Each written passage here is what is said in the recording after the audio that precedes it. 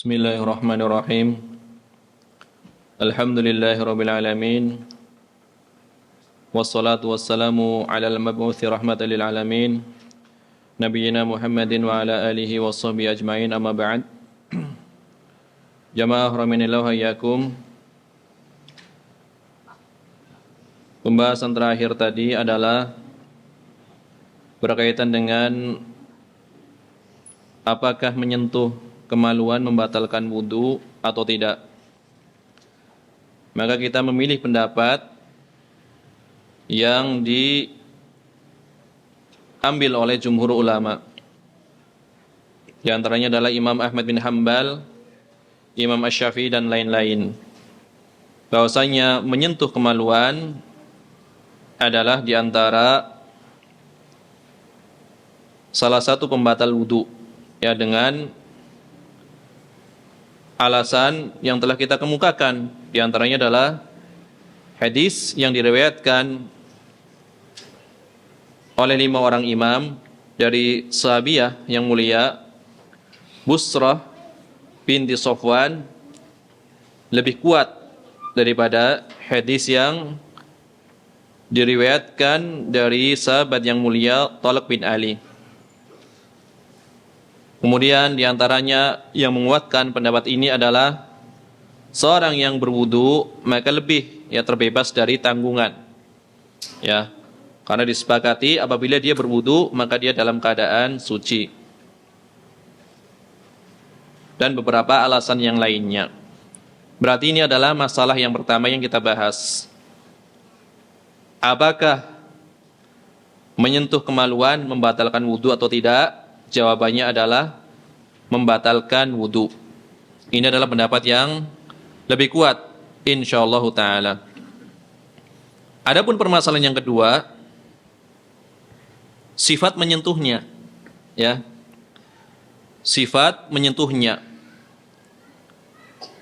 Apakah menyentuh itu disyaratkan harus dengan telapak tangannya atau bagian belakangnya, ya. Misalkan seseorang menyentuh kemaluannya menggunakan punggung dari telapak tangannya. Apakah ini membatalkan wudu atau tidak? Maka, ya, sebagian ulama diantaranya adalah Imam Malik, kemudian Imam Laits bin Sa'ad, kemudian Imam Ishaq Ibnu Rahawai. 3 ulama besar ini berpendapat apabila seorang menyentuh kemaluannya dengan bagian luar telapak tangannya maka tidak membatalkan wudu. Ini 3 ulama besar berpendapat seperti itu. Alasannya, li'anna zahiral kaf laisa bi'alatin lil mas. Karena punggung telapak tangan itu adalah bukan digunakan sebagai alat untuk menyentuh, ya. Maka disamakan dengan apabila seseorang menyentuh yang lainnya dengan menggunakan pahanya, dengan menggunakan lututnya, atau dengan menggunakan bagian yang lainnya, ya. Menyentuh kemaluan dengan paha, apakah membatalkan wudu?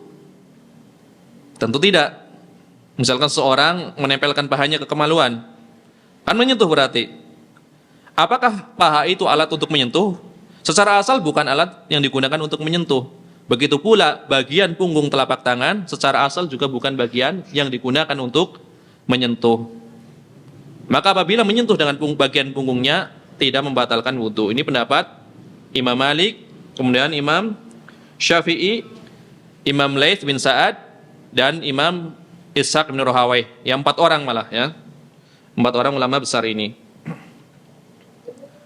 Adapun, ya, pendapat kedua adalah pendapat Imam Ahmad bin Hanbal. Kemudian pendapat Imam Al-Auza'i.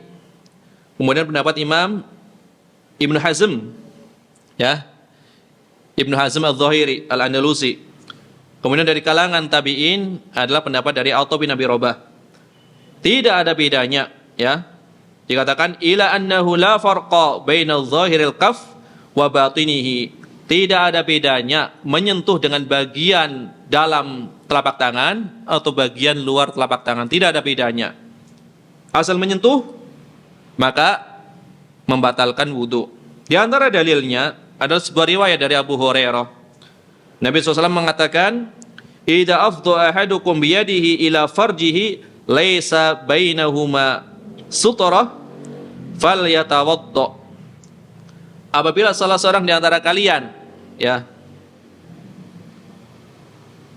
memasukkan tangannya atau menjalankan tangannya menuju kemaluannya, dan kemaluan itu tidak ada penghalangnya, jadi menyentuh secara langsung, maka hendaknya dia berwudu, ya. Dikatakan bahwasanya bagian luar dari telapak tangan masuk dalam keumuman makna tangan. Kan tadi tangan. Nabi tidak menyatakan apabila salah seorang di antara kalian, ya, menjalankan bagian dalam telapak tangannya, tidak disebutkan seperti itu, tapi tangan secara mutlak. Ketika dikatakan tangan secara mutlak, mencakup bagian dalam, mencakup bagian luarnya, ya. Ini dari riwayat dari Ibnu Hibban, ya, riwayat dari Ibnu Hibban. Maka pendapat Imam Ahmad bin Hambal di sini lagi-lagi ini adalah pendapat yang lebih hati-hati, ya kan? Tidak ada resikonya kalau misalkan dia menyentuh dengan punggung bagian telapak tangannya kemudian dia berwudu. Artinya itu aman, ya. Ya, pendapat yang aman. Tapi misalkan dia memilih pendapat, ya, karena umumnya yang digunakan untuk menyentuh adalah bagian dalamnya, maka juga itu diriwayatkan dari banyak salaf. Tapi intinya mereka tidak berselisih secara umum bahwasanya menyentuh kemaluan membatalkan wudu. Intinya kan di situ. Intinya adalah menyentuhnya, ya. Hanya berselisih dengan bagian apa seseorang dihukumi, ya, sebagai melakukan perbuatan menyentuh. Ini bedanya di situ. Kemudian ini kan dengan telapak tangan.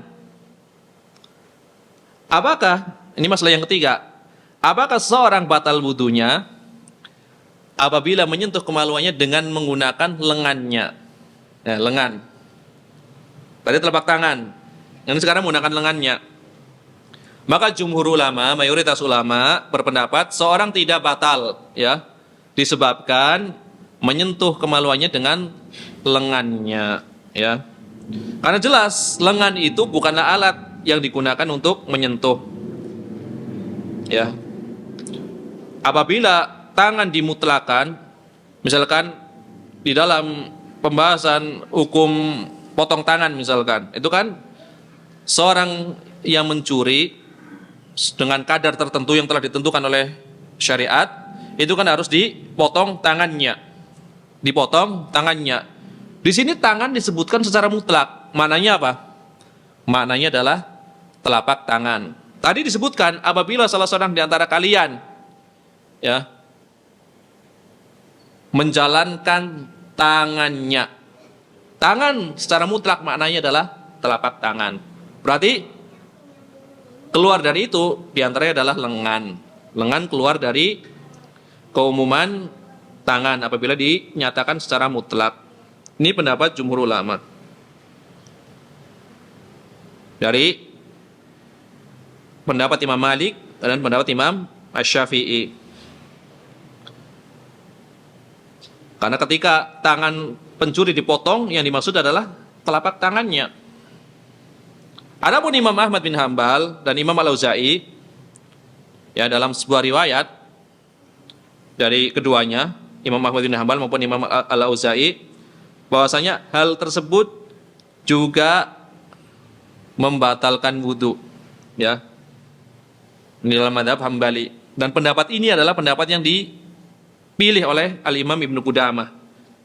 Imam Ibnu Qudamah Al-Maqdisi. Ini dalam kitab Al-Mughni, ya. Karena meskipun lengan itu adalah bukan sebagai alat yang terbiasa digunakan untuk menyentuh, tetapi dia masih masuk dalam keumuman tangan, seperti itu. Sebagaimana bagian luar telapak tangan kan bukan sebagai alat yang digunakan untuk menyentuh, tetapi Imam Ahmad berpendapat tetap batal. Begitu pula lengan, apabila menyentuh kemaluan maka menyebabkan wudunya batal, ya, karena masih bagian tangan, dan termasuk diantara anggota yang harus dicuci ketika berwudu, lengan tersebut, ya. Jadi masih ada kaitannya dengan tangan. Ini adalah pendapat Imam Ahmad bin Hambal, ya, sebagaimana dikuatkan oleh Imam Ibnu Qudamah. Ini adalah masalah yang keberapa? Masalah yang ketiga. Adapun masalah yang keempat,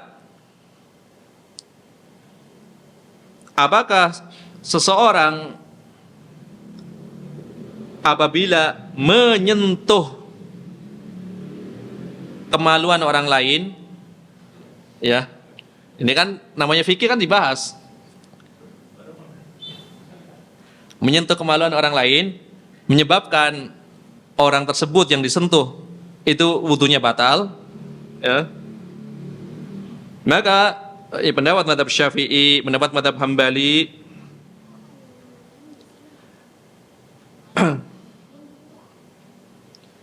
berpendapat bahwasanya orang tersebut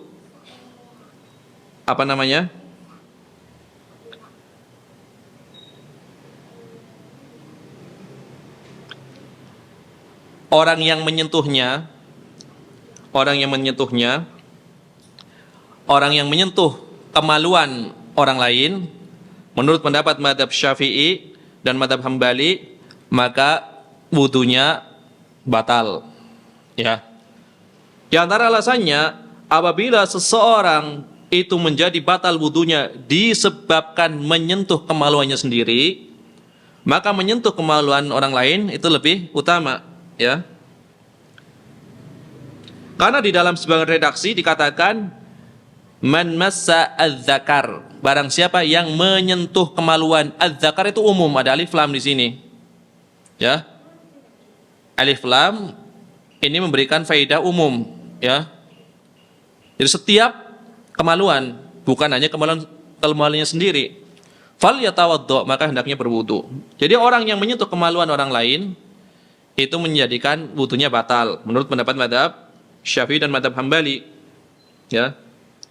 Hanya saja riwayat yati, barang siapa yang menyentuh kemaluan secara umum alif lam, kalau riwayat yang sahih kan dzakarahu, kemaluannya dia, kemaluan sendiri berarti. Tapi gini az-zakar berarti kan umum.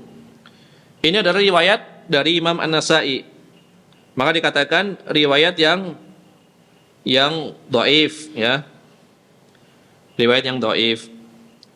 Ya disebabkan tadi, ya, karena di dalamnya ada seorang rawi, yaitu Marwan Ibn al-Hakam, yang tadi dipermasalahkan keadilannya. Tapi kan sudah dijawab oleh Al-Hafidz Ibnu Hajar Al-Asqalani, bahwasanya hadis tersebut diucapkan ketika beliau belum menjadi penguasa, maksudnya belum menjadi khalifah dan belum melakukan aksi, ya, mengangkat senjata, ya. Jadi jauh sebelum aksi itu hadis ini diucapkan. Maka tidak memudaratkan riwayat ini menurut mazhab Hambali dan mazhab Syafi'i. Adapun mazhab Malik, kemudian mazhab Daud Al-Dhahiri, kemudian Imam Ibnu Hazm, kemudian dikuatkan oleh Imam Ibnu Abdul Bar, menyentuh kemaluan orang lain tidaklah membatalkan wudu, ya. Karena dalil-dalil yang ada itu menyatakan bahwasanya seorang itu batal wudunya apabila menyentuh kemaluannya sendiri. Karena hukum asal keadaan seseorang ketika berwudu adalah tetap dalam keadaan suci, ya. Tidak mungkin terangkat hukum asal ini kecuali ada dalil yang sahih, ya, yang tidak dibawa ke takwil, tidak dibawa ke kemungkinan-kemungkinan, ya. Maka ini adalah pendapat yang dipilih oleh Al-Hafidz Ibnu Hajar. Walaupun nanti ada pendapat ya, apabila dikaitkan dengan syahwat ya. Apabila dikaitkan dengan syahwat meskipun menyentuh kemaluan orang lain itu membatalkan wudu ya. Bagi orang yang menyentuhnya, berbeda dengan yang disentuhnya. Kalau disentuhnya di dalam mazhab Syafi'i ikut batal, tetapi dalam mazhab Hambali enggak. Yang batal yang menyentuhnya itu loh. Bukan yang disentuhnya. Jadi sama-sama perkaranya adalah perkara yang menyebabkan wudu seorang batal, tetapi di dalam mazhab Hambali difokuskan kepada yang menyentuhnya. Siapa yang menyentuh kemaluan? Kan menyentuh berarti kan, bukan siapa yang tersentuh kemaluannya, beda. Ya. Siapa yang menyentuh kemaluannya? Berarti kalau yang disentuh tidak batal. Ini dalam mazhab Hambali. Dalam mazhab Syafi'i, baik yang menyentuh maupun yang disentuh sama-sama batal. Penyebutan menyentuh itu bukan sebagai pembatasan, tetapi adalah menunjukkan sebabnya. Sebabnya dia yang menyentuh, seperti itu. Diakibatkan dia menyentuh, maka berpengaruh kepada yang disentuh. Kan intinya terjadi persentuhan antara dua orang, ya, antara dua kulit. Ya, tapi di dalam mazhab Hambali fokusnya adalah siapa yang menyentuh. Menyentuh kan dia yang berbuat apa? Dia yang melakukan perbuatan tersebut, pelanggaran kan. Sedangkan yang disentuh, dia kan nggak ingin disentuh, tiba-tiba disentuh. Ya, orang tidak ingin menyentuh tapi disentuh. Sedangkan orang yang menyentuh terkadang menyengaja. Terkadang menyengaja. Tentu hukumnya berbeda. Nah kalau di kampung biasanya, ini dulu waktu saya masih kecil, kalau mau sholat maghrib misalkan di musola, kan diajarkan mazhab Syafi'i kan, biasanya ada akhwat-akhwat yang telah berwudu. Itu kadang ikhwan itu nakal gitu kan, disentuh sama ikhwannya itu kan, akhirnya butuh lagi. Ini sering seperti itu. Iya, di kampung-kampung seperti itu. Padahal tentunya yang si akhwat ini ya tidak ingin disentuh tentunya. Kalau disebabkan ya karena disentuh menjadi batal dua-duanya, yaitu tentu merugikan yang disentuh tentunya. Ya kan? Dia nggak melanggar tetapi ikut terkena dampaknya. Ya, seperti itu. Ya sering seperti itu.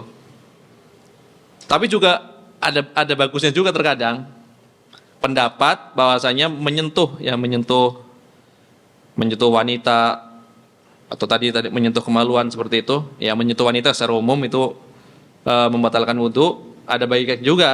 Kalau di kampung misalkan ada ya wanita ajnabiyah yang bukan mahram yang ingin salaman, biasanya punya alasan. Teman saya biasanya punya alasan. Ya maaf, saya tadi udah wudu gitu kan. Jadi nggak mau salaman. Itu salah satu keuntungannya. Ya. Tidak mau salaman karena sudah wudu alasannya. Tapi susah juga mengelak karena setiap diajak salaman sedang wudu terus.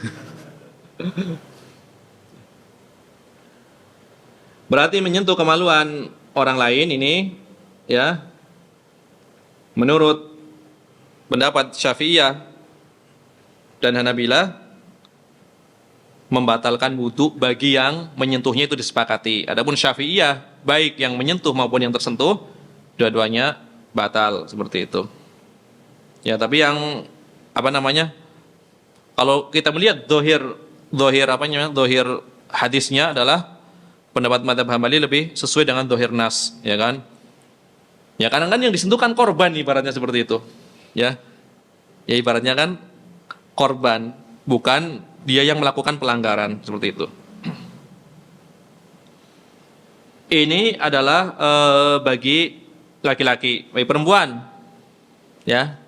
Perempuan yang menyentuh kemaluannya, karena hadisnya kan bunyinya kan farjahu, berarti kan domirnya kembali kepada laki-laki.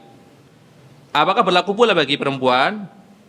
Berlaku pula. Kalian dalam sebagian riwayat adalah ayyuma imra'atin, wanita manapun ya, massat farjaha fal tatawaddo.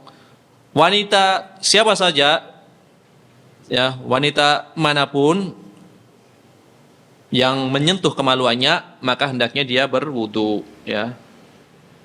Maka berlaku pula, ya, bagi wanita, bukan hanya bagi laki-laki. Kemudian permasalahan berikutnya, permasalahan tambahan, hukum menyentuh dubur. Kalau tadi kan kubul, ya, bagian depan, ya. Apakah membatalkan wudu? Soalnya kan banyak terjadi. Kalau bagian depan udah jelas, ini bagian belakang sekarang, ya. Menyentuh dubur, bagian belakang. Apakah membatalkan wudu? Maka pendapat mazhab Syafi'i dan para pengikutnya dan sebuah riwayat dari mazhab Hambali, dan ini adalah lagi-lagi pendapat Atha bin Abi Rabah, kemudian pendapat Az-Zuhri, mereka semuanya berpendapat orang yang menyentuh duburnya maka wudunya batal. Karena dimutlakan sebagai apa? Sebagai, ya, al-farju, sebagai kemaluan, ya. Kemaluan berarti mencakup bagian depan dan bagian belakang. Ini pendapat pertama. Adapun Imam Malik, kemudian Qatadah, kemudian Imam Sufyan Ats-Tsauri, dan sebuah riwayat di dalam mazhab Malik, maka tidak membatalkan wudu kalau menyentuh duburnya, ya. Karena maksud farji di sini adalah ditafsirkan dengan riwayat yang lain. Maksudnya adalah zakar, berarti bagian depannya itu.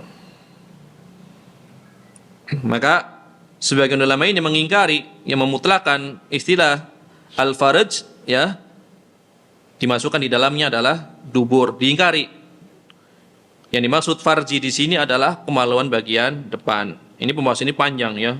Disebutkan di dalam Al-Mughni, kemudian kitab Al-Majmu', kemudian kitab Al-Muhalla, dan kitab At-Tamhid, ya. Jadi kalau menyentuh duburnya bagian samping dubur itu tidak membatalkan wudu. Tetapi kalau menyentuh lubang duburnya baru di sini, ya. Kalau bagian sekeliling dubur bukan lubangnya, maka tidak membatalkan wudu. Ini jumhur ulama, ya. Adapun menyentuh bagian lubangnya, maka ini membatalkan wudu, seperti itu. Jadi yang disentuh bagian apanya, gitu kan? Kalau bagian lubangnya, maka membatalkan wudu.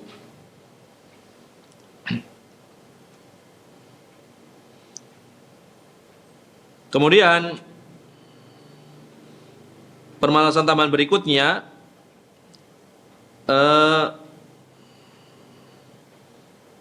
menyentuh kemaluan binatang, ya, menyentuh kemaluan binatang. Jadi misalkan seseorang telah berwudu, ya, kemudian dia memasukkan binatang ternaknya, misalkan kambing atau sapi, kemudian dia menyentuh bagian kemaluannya, apakah wudunya batal? Maka diterangkan oleh Imam Ibnu Qudamah di dalam Al-Mughni. Imam Ibnu Qudamah mengatakan, wala yantaqidul wudu bimassi farjil bahimah.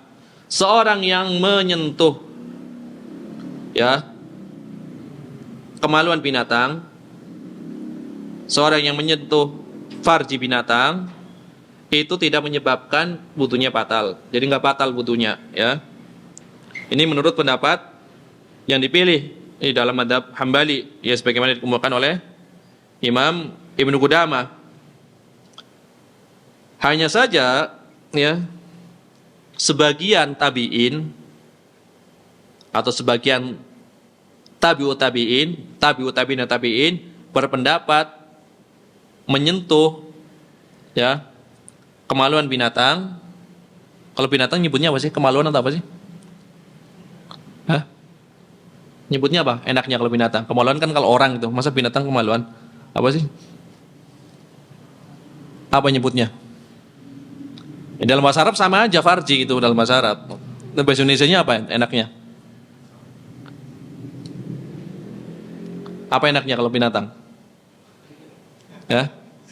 Sama aja, ya. Masa kemaluan? Binatang mau malu. Yaitu alatnya gitu, alat apa? Ya. Ya kelamin aja. Ya. Lebih pas kali ya binatang ya. Ya. Ya udah menyentuh alat aja lah, udah bisa dipahami, susah jadi. Soalnya dari tadi ngomong kemaluan, memang binatang punya malu gitu. Ya. Yang menyentuh alat reproduksi gitu kali ya. Iya lah. Menyentuh farji aja lah. Yang menyentuh farjinya binatang gitu. Ya. Itu jumhur ulama berpendapat ya tidak membatalkan wudu. Ya kan? Ya kan binatang bukan suatu yang mendapatkan beban taklif, beban syariat. Sedangkan masalah wudu batal atau tidak batal itu kan berkaitan dengan syariat, beban taklif. Karena seorang dengan wudu itu bisa melakukan sholat, dengan wudu bisa melakukan perbuatan-perbuatan yang disyaratkan dengan toharoh, di antara membaca Al-Quran, kemudian tawaf dan lain-lain. Sedangkan binatang tidak terkena beban taklif. Makanya seorang yang berwudu meskipun menyentuh ya kemaluan binatang, farji binatang, itu menurut jumhur ulama wudunya tidak batal, ya. Karena mereka adalah karena hewan tersebut adalah tidak mendapat beban taklif bagaimana manusia.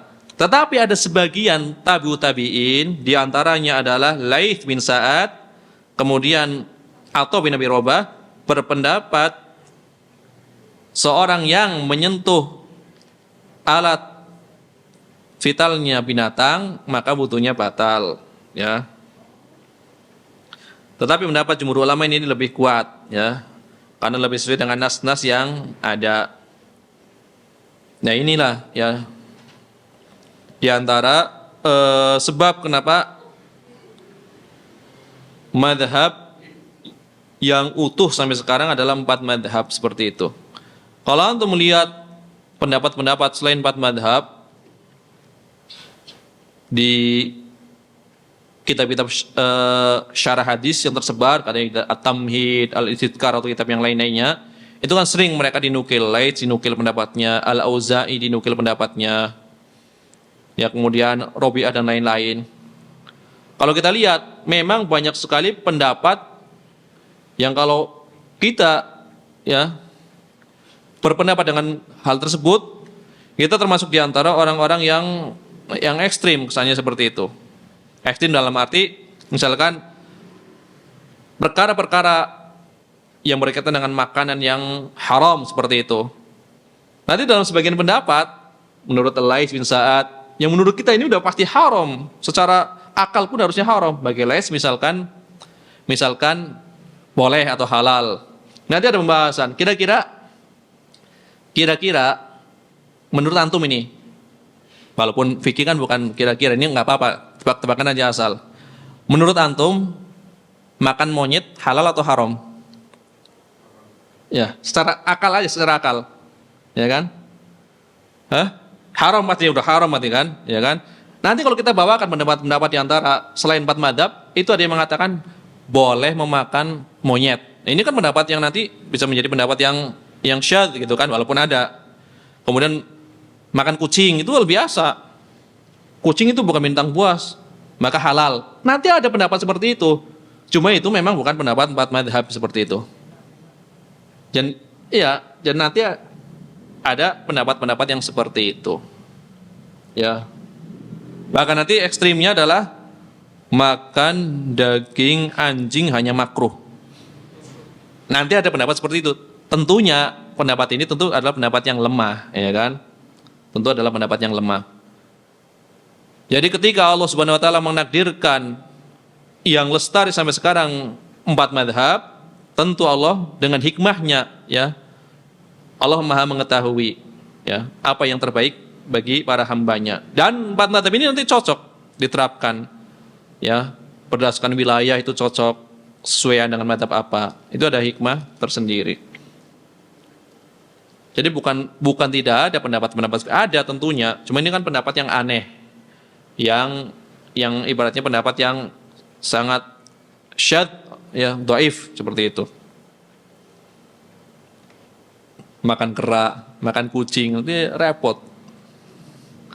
Ya.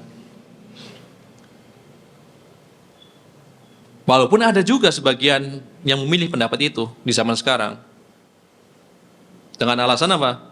Kucing itu bukan binatang buas, seperti itu. Maka boleh dimakan. Ya, kita katakan memang betul ada pendapatnya, cuma itu pendapat yang syadz, yang nyeleneh, yang hendaknya tidak usah dipopulerkan hal seperti itu. Ya. Tidak usah dipopulerkan hal seperti itu. Karena menyelisihi ya jumhur para ulama dari kalangan salaf maupun khalaf, seperti itu. Jadi jangan sekedar berdalil ini kan khilafiyah. Tergantung, khilafiyah ada dua jenis. Yang muktabar, yang diakui, sama yang ghairu muktabar. Yang muktabar sama yang tidak muktabar. Ketika khilaf itu muktabar, tentu akan diterangkan oleh para ulama. Kayak khilafnya 4 madzhab, jelas khilaf muktabar. Maka selalu dibawakan di kitab-kitab. Perbedaan pendapat, tetapi perbedaan pendapat yang ada keluasan di dalamnya. Gitu. Ya inilah ya beberapa pembahasan yang berkaitan dengan masalah menyentuh kemaluan. Ya. Mari kita lanjutkan hadis berikutnya. Yaitu berkaitan dengan bayanu syai'in min nawaqidil wudu. Beberapa perkara yang termasuk pembatal wudu. Ya. Qala al-mu'allif rahimahullah ta'ala wa an Aisyah radhiyallahu anha anna Rasulullah sallallahu alaihi wasallam qala, dan dari Aisyah radhiyallahu anha bahwasanya Rasulullah sallallahu alaihi wasallam pernah bersabda, man asabahu qai'un aw ru'afun aw qalsun aw madyun falyansarif falyatawadda. Barang siapa yang muntah, barang siapa yang muntah, qai' itu muntah. Qai' di sini adalah muntahnya itu lebih dari jumlah muntahannya itu lebih dari sepenuh mulut. Jadi muntahnya muntah yang banyak. Siapa yang muntah dalam keadaan muntah yang banyak, itu qai'. Ya. Qai'un itu bahasa Arabnya. Atau mimisan, keluar darah dari hidung. Atau qalsun muntah tetapi paling banter sepenuh mulut. Atau kurang dari itu. Sama-sama muntah. Jadi tadi muntah besar, ini muntah apa ya? Muntah kecil gitulah. Yang ukurannya lebih sedikit. Tapi sama-sama muntah. Ini intinya sama-sama muntah. Siapa yang terkena tertimpa qai', muntah besar, kemudian mimisan, kemudian muntah kecil, kemudian keluar madhi, falyansarif falyatawadda, hendaknya dia keluar dari sholatnya, membatalkan sholatnya, dan dia berwudu. Ya, membatalkan sholatnya dan dia berwudu. Berarti apa? Wudunya batal, kan gitu. Menurut Dhahir riwayat ini, ya. Cuma riwayat berikutnya ini muskil. Siapa yang muntah besar, siapa yang mimisan, siapa yang muntah kecil, siapa yang keluar air madinya, maka hendaknya dia keluar dari sholatnya. Tadi lagi jamaah misalkan, keluar dari sholatnya, maka dia berwudu. Tadi baru dapat 1 rakaat misalkan, keluar untuk berwudu. Berarti kalau berwudu kan wudunya batal ya, keluar dari jamaah lagi. Tapi ini aneh lafaznya berikutnya. Tsumma liyabni ala salatihi. Kemudian setelah berwudu dia lanjutkan sholatnya. Misalkan harusnya 4 rakaat, tadi baru dapat 2 rakaat atau 1 rakaat. Berarti sisa rakaatnya lanjutin, enggak ngulang dari awal. Enggak ngulang dari awal berdasarkan riwayat ini. Dan nanti ada pendapat dari kalangan sahabat yang seperti ini. Jadi di pause dulu ibaratnya itu. Nanti dilanjutkan lagi gitu. Kayak rekaman di pause dulu, nanti dipencet lagi. Ini sholatnya dapat 1 rakaat karena mimisan, keluar dulu wudu. Ya, setelah wudu balik lagi, nyambung sholatnya, nggak ngulang dari awal. Ya, tapi ada syaratnya. Wa huwa fi dzalika la yatakallam. Dengan syarat dia nggak ngomong. Keluar langsung wudu, balik lagi lanjutin sholatnya. Ini berdasarkan riwayat ini. Akhrajahu Ibnu Majah. Hadis ini diriwayatkan oleh Imam Ibnu Majah. Wa dha'afahu Ahmad wa ghairuhu. Dan hadis ini didhaifkan oleh Imam Ahmad dan selainnya. Nah, ini ada satu faedah. Tadi dikatakan apa? Hadis ini diriwayatkan oleh Imam Ibnu Majah. Padahal yang masyhur berapa sunan? Di antara 6 kitab hadis. Kan ada 4 sunan. Ini cuma Ibnu Majah. Berarti Tirmidzi tidak meriwayatkan. Terus Abu Daud tidak meriwayatkan. Nasai tidak meriwayatkan. Nah, ini semacam ada kaidah. Jadi terkadang para ulama itu punya beberapa kaidah, tips-tips ya untuk memudahkan ketika mempelajari riwayat. Umumnya riwayat Ibnu Majah secara menyendiri dari sunan yang lainnya, tidak dibarengi dengan sunan yang lainnya. Kalau dibarengi kan kadang ada Tirmidzi dan Ibnu Majah. Ini Ibnu Majah doang. Dari 4 sunan cuma Ibnu Majah yang meriwayatkan. Umumnya riwayat menyendiri Ibnu Majah umumnya adalah riwayat yang dhaif. Kalau dikatakan umumnya, kadang-kadang sahih enggak? Kadang-kadang sahih, tapi secara umumnya dhaif. Nah, ini kali ini Imam Ibnu Majah meriwayatkannya secara menyendiri dari sunan yang lainnya, dari penulis sunan yang lainnya. Maka pantas dikatakan hadis ini didhaifkan oleh Imam Ahmad dan selainnya. Ya. Didhaifkan oleh Imam Ahmad dan selainnya. Tetapi dalam sebagian lafaznya, pendapat ini dipilih oleh Imam Ahmad bin Hambal, yaitu berkaitan dengan muntah. Dalam mazhab Hambali memang membatalkan wudu. Cuma tidak meneruskan sholatnya lagi, hanya membatalkan wudunya aja. Karena setiap sesuatu yang keluar dari tubuh, kalau dari 2 jalan kan disepakati, sedikit maupun banyak, ya suci maupun najis, itu kan membatalkan wudu. Yang najis jelas, kencing. Lagi, madi, wadi. Yang suci apa? Mani. Mani kan suci, tapi keluar dari di antara 2 jalan, maka membatalkan wudu dalam mazhab Hambali. Begitu pula selain dari 2 jalan, apabila memang dirasa kotor dan menjijikan, muntahan yang banyak tentu menjijikan, maka juga membatalkan wudu. Jadi kadar menjijikan itu dilihat dari kebiasaan. Orang memandang muntahan banyak ini menjijikan atau enggak. Kalau menjijikan dalam mazhab Hambali maka membatalkan wudu. Ya. Maka kata Syaikh Al-Fauzan, qauluna, ucapan kami, ucapan kita, bayanu syai'in min nawaqidil wudu, keterangan di antara beberapa perkara yang membatalkan wudu, maksudnya adalah al-qai', itu mutahan. Kemudian ru'af, ru'af artinya adalah mimisan. Kemudian qalas, sama mutahan yang sepenuh mulut atau lebih sedikit dari itu. Kemudian madi.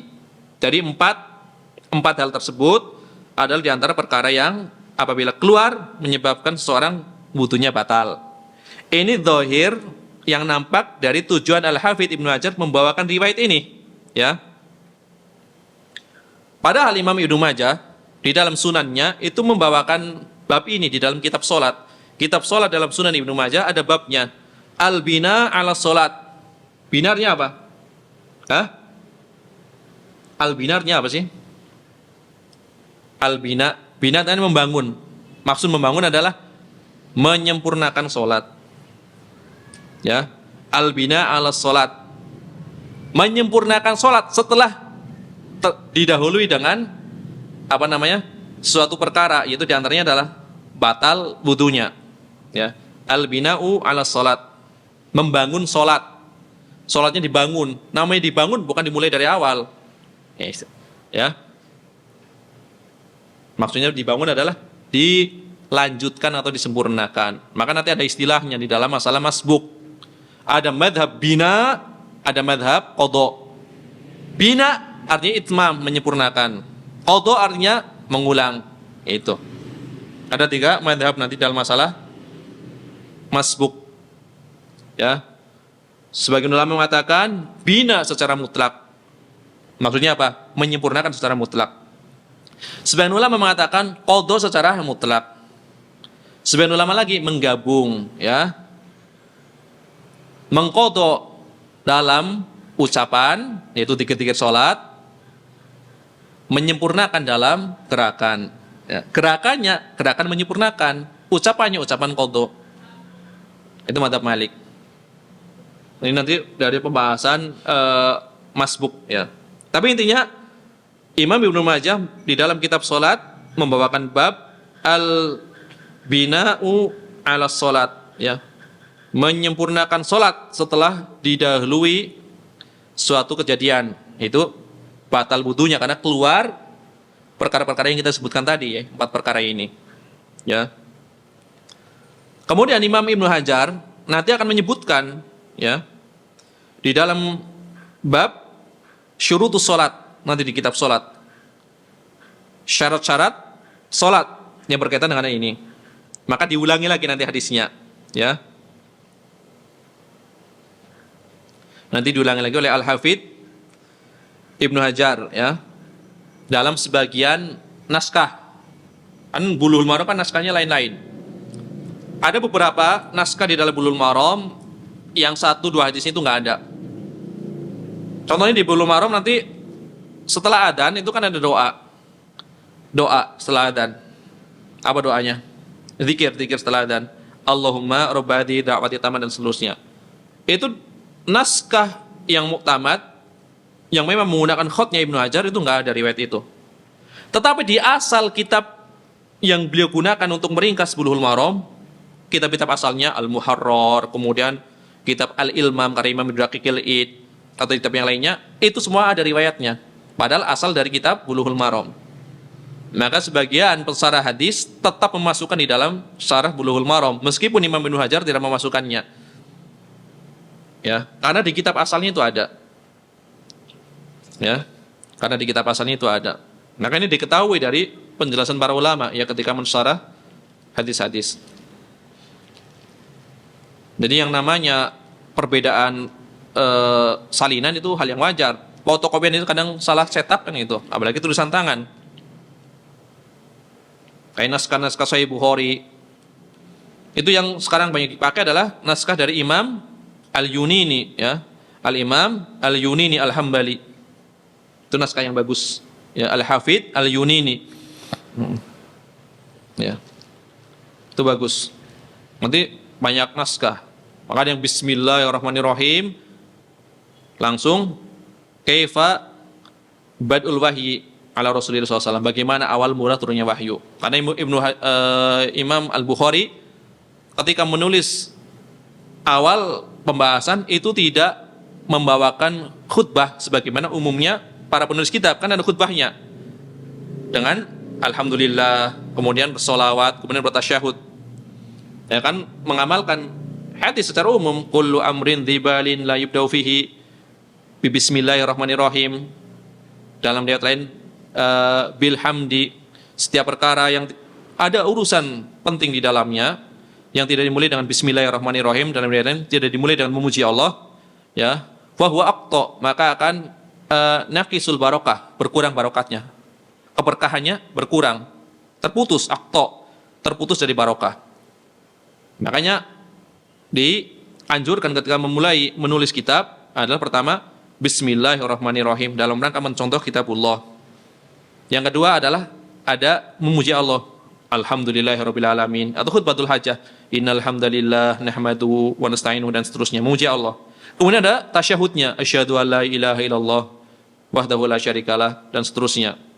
Karena Nabi mengatakan setiap khutbah yang di dalamnya tidak ada tasyahud, maka seakan-akan keadaannya sebagaimana tangan yang buntung terkena penyakit lepra, kan seperti itu, nggak sempurna. Jadi yang difokuskan di dalam mukadimah, terutama di dalam khutbah, adalah pertama hamdalah, yang kedua adalah tasyahud. Ya, kalau adab secara lengkapnya tentu bismillahirrahmanirrahim, alhamdulillah, sholawat, dan tasyahud. Itu sempurna 4 perkara ini. Tetapi kenapa Imam Al-Bukhari hanya menuliskan bismillahirrahmanirrahim langsung bagaimana turunnya wahyu? Nah, ini para pensyarah hadis ini, ya, yang kewalahan ini mencari sebabnya. Ya, mencari sebabnya. Karena kan teka-teki ya sebabnya kan. Ya, sebagian ulama sebagaimana dinukil oleh Al-Hafidz Ibnu Hajar, kenapa Imam Al-Bukhari hanya mencukupkan bismillahirrahmanirrahim tanpa membawakan alhamdulillah? Yang pertama, karena hadis yang berkaitan dengan tadi, setiap perkara yang tidak dimulai dengan alhamdulillah akan terputus, itu tidak sesuai dengan syarat Imam Al-Bukhari dan Muslim. Walaupun sahih menurut yang lain, bagi Imam Bukhari dhaif misalkan. Maka kalau tidak sesuai dengan syarat beliau, maka beliau tidak membawakan. Itu yang pertama. Yang kedua, kemungkinan beliau telah memuji dengan lisannya, bukan dengan tulisannya. Jadi ketika menulis, beliau menulis Bismillahirrahmanirrahim, tapi lisannya memuji Alhamdulillahirrahmanirrahim dan seterusnya. Jadi memuji tidak harus dituangkan dalam tulisan seperti itu. Kemudian alasan yang ketiga, memuji itu adalah tempatnya berkhutbah. Sedangkan ini adalah surat, seperti surat tulisan. Maka yang dicontohkan adalah Bismillahirrahmanirrahim. Ya, seperti itu. Dan banyak alasan yang lainnya. Ya. Ini menunjukkan di antara satu naskah dengan naskah yang lainnya belum tentu sama. Contoh lainnya, Kitab Tauhid. Syekh Muhammad Abdul Wahab, ini naskah yang tersebar kebanyakan itu hanya Bismillahirrahmanirrahim, Kitab Tauhid. Tetapi naskah yang dipilih oleh pensarah Kitab Tauhid, yaitu penulis Kitab Fathul Majid, itu Syekh Abdurrahman bin Hasan Al-Utsyaih, beliau membawakan naskah yang lainnya, Alhamdulillahirabbil alamin wa sallallahu wasallam ala nabiyina Muhammad dan seterusnya. Ya. Tapi kebanyakan naskah hanya Bismillahirrahmanirrahim. Hanya Bismillahirrahmanirrahim. Nah, ini perbedaan naskah itu hal yang wajar. Makanya kalau ya beberapa waktu yang lalu, entah semalam atau pagi tadi, saya melihat ya suatu perdebatan ilmiah yang berkaitan dengan al-asma sifat antara Asy'ariyah dengan orang yang berpegang teguh pada manhaj salaf. Ini masih ada kaitannya dengan Ibnu Hajar masalahnya, jadi saya bawakan. Al-Hafidz Ibnu Hajar menulis kitab Fathul Bari. Kitab Fathul Bari yang berkaitan dengan al-asma sifat. Dan kita mengetahui Al-Hafidz Ibnu Hajar Al-Asqalani di dalam masalah sifat adalah berakidah Asy'ariyah, ya kan? Jelas pasti mendukung akidah Asy'ariyah. Maka Al-Hafidz Ibnu Hajar itu menukil perkataan Al-Hafidz Ibnu Abdul Bar. Yang perkataan ini ada di kitabnya Imam Ibnu Abdul Bar, di kitab At-Tamhid lima fil Muwatta minal ma'ani wal asanid, yang membahas tentang asma sifat. Ternyata dalam sebagian nukilan tersebut dibawakanlah perkataan Ibn Abdul Bar yang masih global. Kemudian disisipin perkataan Al-Hafidz Ibnu Hajar. Seperti itu. Nah, ini berdebat kan? Berdebat. Kemudian dari pihak Ahlussunnah wal Jamaah membawakan naskah langsung dari kitab asalnya. Yang dinukil oleh Ibnu Hajar apa? Kitabnya Ibn Abdul Bar. Kitab At-Tamhid lima fil Muwatta minal ma'ani. Tidak ada perkataan sisipan yang ditambahkan atau dibawakan oleh Al-Hafidz Ibnu Hajar yang mendukung akidah Asy'ariyah. Ya. Maka sebagian ya dari kelompok Asy'ariyah mereka mengatakan, saya lebih nyaman dengan nukilan Al-Hafidz Ibnu Hajar karena dia adalah hafidz besar, ulama besar yang diakui, daripada nukilan antum. Seperti itu. Padahal orang yang menukil ini membawakan sumber rujukan primer asli tulisan Al-Hafidz Ibnu Abdul Bar. Sedangkan ini adalah nukilan yang ada di dalam kitab Fathul Bari. Kalau mau secara ilmiah harusnya dibawa ke rujukan yang primernya, seperti itu. Berarti apa? Di dalam hal ini Al-Hafidz keliru di dalam nukilannya. Seperti itu. Ini contoh, ya. Entah semalam atau entah tadi, saya lupa. Ternyata setelah melihat kitabnya At-Tamhid memang tidak sama dengan nukilan Al-Hafidz Ibnu Hajar. Ya kalau kita melihat nukilan Ibnu Hajar tentu mendukung akidah Asy'ariyah. Ya, jelas-jelas Al-Hafidz Ibnu Abdul Bar bukan Asy'ariyah. Ini contohnya seperti itu.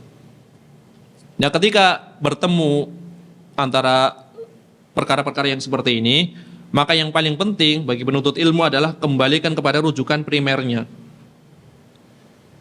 Menukil dari Imam Al-Qurtubi, coba langsung lihat ke kitabnya Imam Al-Qurtubi. Kalau kurang puas dengan kitab cetakan, lihat ke makhtutotnya yang masih tulisan tangan. Masih kebaca. Ya, karena sebagian kan ada yang jelas juga. walaupun tulisan tangan. Ini baru metode ilmiah, ya. Karena memang tidak bisa dipungkiri. Kayak misalkan Al-Hafidz Ibnu Hajar jelas ya, pakar hadis, pakar riwayat, sangat selektif tentunya. Sangat teliti, bahkan menulis Fathul Bari kurang lebih 25 tahun mensarah Sahih Bukhari. Teliti berarti kan? Tidak diragukan tentang kealiman beliau. Disebut sebagai hafidnya Maghrib dan Masyrik. Bukan hanya Maghrib, bukan hanya Masyrik, dua-duanya. Hafidnya Timur dan Barat. Dari Abdul Bar kan hafidhu Maghrib, hafidnya negeri Barat. Nah, ini ketika menulis Fathul Bari, kemudian kitab-kitab yang berkaitan dengan riwayat, itu luar biasa telitinya. Tetapi lihat, perhatikan, ketika beliau menulis kitab Ad-Durar, ya, Ad-Durar Al-Kaminah. Ad-Durar Al-Kaminah yang berkaitan dengan tokoh-tokoh abad kurang lebih abad 8 Hijriah. Di situ banyak sekali beliau tidak membawakan sanad riwayatnya. Asal mendukung madhab Asy'ari, biasanya beliau bawakan. Contohnya kisah tobatnya Ibnu Taimiyah. Jelas nggak ada sanadnya. Ya. Iya, yang manusiawi seperti itu. Tobatnya Ibnu Taimiyah di sidang seperti itu. Ini diingkari oleh murid-muridnya, Imam Ibnul Qayyim yang mempersaksikan bagaimana keadaan gurunya ketika itu. Tapi main masukkan aja. Padahal di kitab yang lain Ibnu Hajar sangat teliti, tapi giliran masalah yang seperti ini, pernyataan dari orang-orang yang kontra terhadap Ibnu Taimiyah itu main dimasukkan saja. Ya, main dimasukkan saja. Makanya sebagai penuntut ilmu itu tidak boleh asal ya menelan mentah-mentah, harus dibandingkan. Dilihat dulu keadaannya seperti apa. Kalau keadaannya baik-baik saja, oke. Tapi kalau keadaannya ada perselisihan, ini hati-hati. Ya. Karena hasad itu, ya, hasad itu bisa menjangkiti siapa saja. Ini umum ya, hasad seperti itu. Al-Hafidz Ibnu Hajar, beliau ketika berceramah, ngisi kajian, itu tidak pernah membahas orang, maka beliau aman. Tapi ketika menulis kadang membahas orang, gitu loh. Ya, ketika menulis dia beda. Ceramahnya tidak pernah membahas orang, tapi ketika menulis kadang membahas orang, dan banyak keliru ketika menulisnya membahas orang tersebut. Jadi beliau memang aman ketika ceramah seperti itu. Ini beberapa keadaan ulama seperti itu. Jadi ketika mengisi langsung kajian nggak membahas orang, tapi ketika menulis kitab banyak membahas orang. Al-Hafidz Ibnu Hajar seperti itu. Dan banyak contohnya. Ya, nanti insya Allah kalau ada waktu, kalau menyinggung Al-Imam Al-Bukhari, saya akan bawakan kisahnya. Bagaimana beliau terfitnah, diuji, ditazir oleh gurunya sendiri, sampai ditinggalkan oleh seluruh muridnya kecuali 2 orang, Imam Muslim dan 1 orang yang menemani beliau sampai wafatnya. Ditazir, sebulan berikutnya beliau wafat, sesak dadanya. Insya Allah akan saya bawakan nanti kisahnya, bagaimana kronologinya. Yang mentahdir ulama Ahlussunnah wal Jamaah, Al-Imam ya Muhammad Ibnu Yahya Az-Zuhli, ulama dari Naisabur, ya, negerinya Imam Muslim. Gara-gara kesalahpahaman, ini pembisik-pembisik yang nggak benar, yang hasad seperti itu. Imam Al-Bukhari ditanya tentang masalah kalam, ya, tentang permasalahan kalam, yang nanti jawaban Imam Al-Bukhari disalahpahami. Disebabkan karena satu jawaban ini menyebabkan Imam Al-Bukhari ditinggalkan oleh seluruh jamaahnya.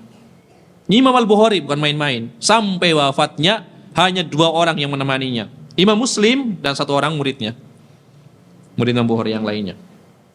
Setelah wafat, sebelum wafat beliau menulis kitab dulu, Khalqu Af'alil Ibad. Allah adalah pencipta perbuatan hamba. Insya Allah akan kita bahas nanti sedikit ya kalau ada waktu. Soalnya sangat bermanfaat itu sebagai kaidah ya Ahlussunnah wal Jamaah di dalam menghadapi fitnah. Ketika ada tahdzir yang serampangan, sikap hasad sebagian alim kepada yang lainnya. Hasad itu bisa menjangkiti siapa saja. Maka kita senantiasa berlindung kepada Allah Subhanahu wa taala agar terhindar dari sifat-sifat yang tercela tersebut. Jamaah rahimanillah wa iyyakum. Ya, hadis ini adalah tadi dikatakan hadis yang diriwayatkan secara menyendiri oleh Imam Ibnu Majah. 5 penulis kitab lainnya, Sahih Bukhari, Muslim dan 3 sunan tidak meriwayatkan di dalam kitab mereka. Maka sanad di dalam hadis ini adalah sanad yang dhaif. Ya, didhaifkan oleh Imam Al-Busiri. Ya. Di antara penyebabnya adalah diriwayatkan dari di dalam sanadnya ada sebuah perawi yang bernama Ismail bin Iyash dari Ibnu Jurayj. Dan Ibnu Jurayj adalah Hijazi, dari Hijaz. Hijaz mana? Hah? Bukan. Hijaz mana? Di Mekah kalau sekarang kan gitu kan. Sedangkan Ismail ada Syami kan. Sedangkan riwayat Ismail dari orang-orang Hijaz ada riwayat yang dhaif, ya. Maka diterangkan oleh Imam Ibnu Hajar di dalam kitab beliau At-Taqrib, ya. Sodukun. Jadi seorang yang soduk berarti apa? Sangat jujur. Sodukun fi riwayatihi, soduk di dalam riwayatnya, ya. Tetapi apabila dia meriwayatkan dari orang yang satu daerah dari negerinya kan.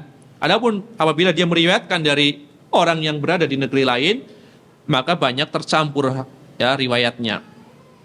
Dia kan orang Syam. Kalau dia meriwayatkan dari sesama Syam, tentu bagus riwayatnya.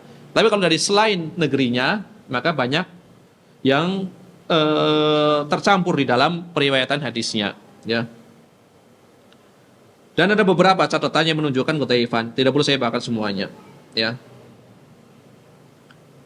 Maka hadis ini kalau dikatakan marfu, maka ini adalah pendapat yang keliru. Dikatakan riwayat yang syadz kalau dikatakan marfu.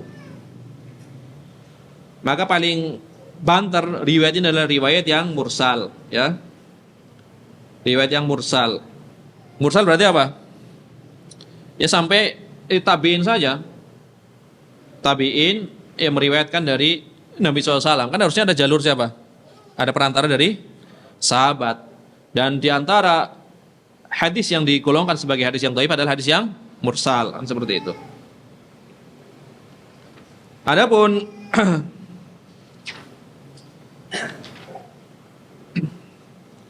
berkaitan dengan pelajaran-pelajaran yang bisa diambil dari hadis ini kan ada beberapa pelajaran.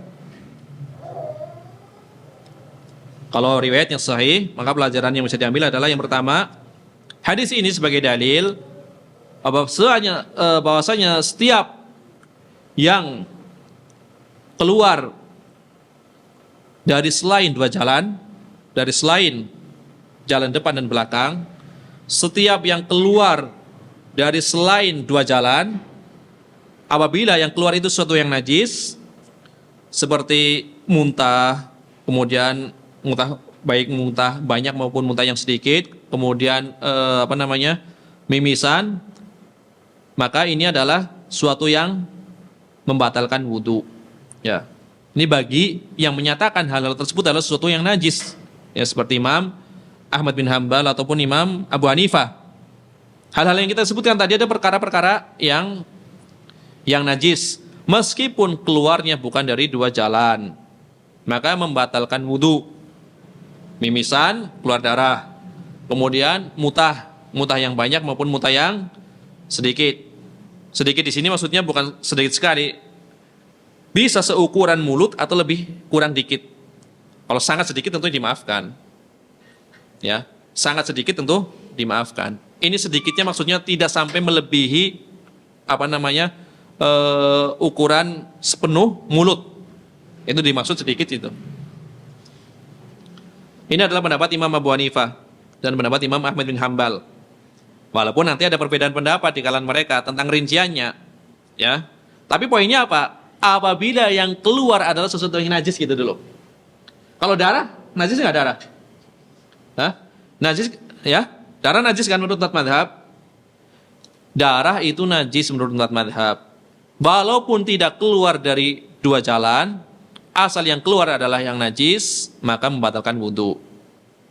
Di antaranya adalah darah, ya. Di antaranya adalah darah. Makanya kalau di dalam madhab Abu Hanifah, meskipun sedikit darahnya, misalkan darah yang ada di sela-sela gigi, dengan sedikit, ini menyebabkan wudhunya batal. Jadi ketika berwudhu jangan sampai dia bersiwak atau gosok gigi yang menyebabkan giginya berdarah. Menurut madhab Abu Hanifah, wudhunya batal. Karena ini sesuatu yang najis. Ini kan secara umumnya, sesuatu yang najis yang keluar dari badan, itu menyebabkan wudhunya batal. Tetapi Imam Ahmad bin Hambal, kalau sedikit dimaafkan gitu loh. Maksudnya darah yang banyak baru menyebabkan wudhunya batal. Sama nggak di sini? Dari satu sisi sama, ya. Samanya apa? Sesuatu yang najis kan gitu. Cuma rinciannya yang beda, ya. Rinciannya yang beda. Kalau Abu Hanifah tidak memandang banyak atau sedikit, asal darah keluar, wudhunya batal. Imam Ahmad betul, darah adalah sesuatu yang najis. Sesuatu yang najis keluar dari badan memang membatalkan wudhu. Tapi kalau sifatnya adalah sesuatu yang dikatakan ya fahish, sesuatu yang buruk, menjijikan. Biasanya banyak. Kalau sedikit kan nggak mungkin. Kalau sedikit maka dimaafkan. Ya itu bedanya di situ. Ya. Keluar dari badan. Ini diterangkan ya dalam kitab-kitab madhab Hanafi seperti kitab Syarah Fathul Qadir. Ya, ini dalam kitab madhab Hanafi. Syarah Fathul Qadir. Ini kitab yang sangat bagus. Ya, kemudian Kasyaful Qina. Kasyaful Qina kitab madhab Hambali.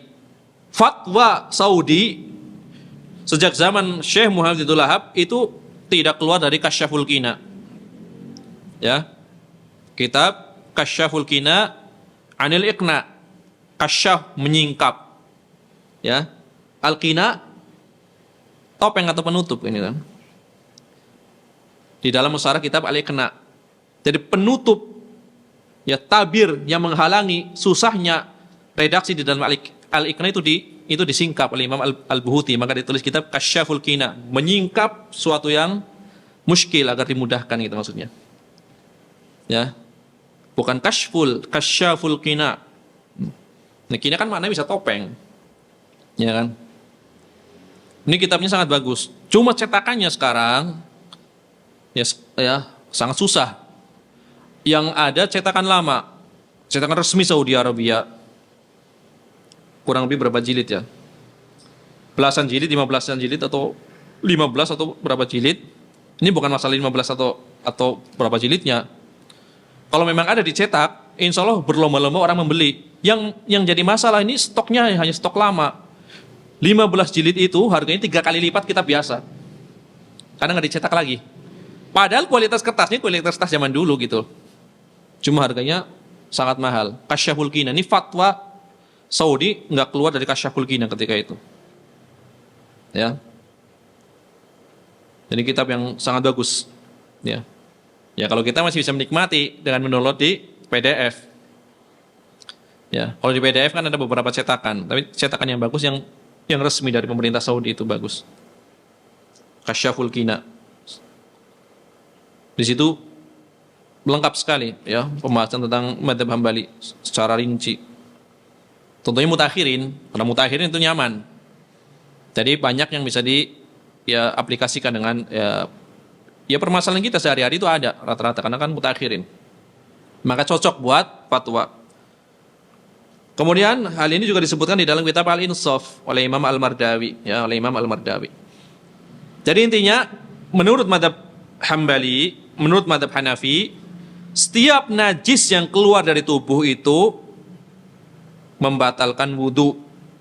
Ya. Dari tubuh berarti selain 2 jalan, keluar dari tangan, keluar dari paha dan seterusnya. Ini 2 madhab sepakat, hanya berbeda di dalam rinciannya. Ya, Abu Hanifah batal secara mutlak, sedikit maupun banyak. Adapun mazhab Hambali disyaratkan apabila keluarnya banyak, kalau sedikit dimaafkan. Jadi gitu, rinciannya beda di rinciannya. Di antara dalil mereka, mazhab Hambali dan mazhab Hanafi adalah sebuah riwayat dari Ma'dan Ibni Abi Thalhah. Ma'dan Ibni Abi Thalhah dari Abu Darda, ya. Dari Abu Darda bahwasanya Rasulullah SAW pernah muntah, ya, muntah dalam keadaan berpuasa. Fa'aftara fatawaddoa, maka kemudian Nabi berbuka, kemudian berwudu. Falakaitu thawban fi masjid Dimashq. Maka aku siapa di sini? Ma'dan bin Abi Thalhah, rawi yang meriwayatkan dari siapa? Dari Abu Darda tadi. Maka aku menjumpai Sauban, ya, Sauban salah seorang sahabat. Kata Ma'dan bin Abi Thalhah, rawi yang meriwayatkan dari Abu Darda, maka aku menjumpai Sauban di masjid di Damaskus, di Suriah. Ya. Fadzakartu dzalika lahu, aku menyebutkan kisahnya Rasulullah SAW tadi, ketika Rasulullah mutah, kemudian dia berbuka, kemudian berwudu. Aku sebutkan kepada Sauban. Faqala, maka kata Sauban, sodako, ana sababtu lahu wudu'ahu. Ya, benar, memang seperti itulah, ya, keadaan sebenarnya. Aku sendiri yang menuangkan air wudu untuk Rasulullah sallallahu alaihi wasallam. Kata Sauban, ya. Ini riwayatnya sahih, hanya saja bagi yang berpendapat sebaliknya, betul riwayat ini sahih, tapi kurang kuat kata mereka untuk dijadikan dalil menunjukkan seorang yang muntah itu menyebabkan wudunya batal, ya. Di sini kan dikatakan qa'a, Nabi mutah. Fa'aftara fatawaddoa. Di sini ada huruf fa. Fa di sini maknanya adalah sebab, ya. Bisa dimakna, ya. Bisa dibawa ke makna setelah itu, ya.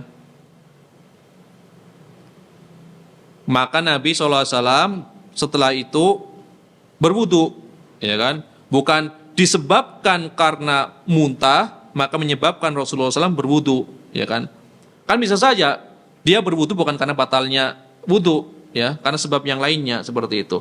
Maksudnya bukan disebabkan wudunya itu batal karena apa? Karena muntah. Memang Rasulullah ketika itu muntah. Ketika muntah, maka Rasulullah pun membatalkan puasanya seperti itu.